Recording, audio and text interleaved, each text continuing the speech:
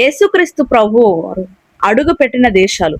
యేసుక్రీస్తు ప్రభు వారు పరిచయం చేస్తున్నప్పుడు ప్రస్తుతం ఉంటున్న దేశాల్లో ముఖ్యముగా 3 దేశాల్లో అడుగు పెట్టారు.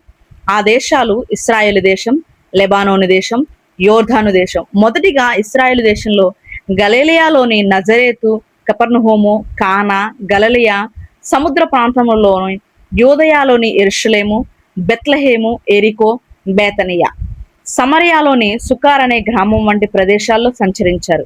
లెబానోను దేశంలో తూరు, సీదోను వంటి ప్రదేశాల్లో అడుగుపెట్టారు.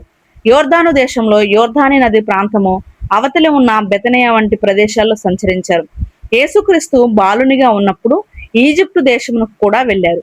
ఇంకా భూమి మీద మిగిలి ఉన్న దేశములకు ప్రభువు రాలేదు గాని ఆయన వాక్యము పరిశుద్ధాత్మ దేవుడు ప్రతి దేశంలోనూ అడుగు పెట్టారు. ఆమేన్.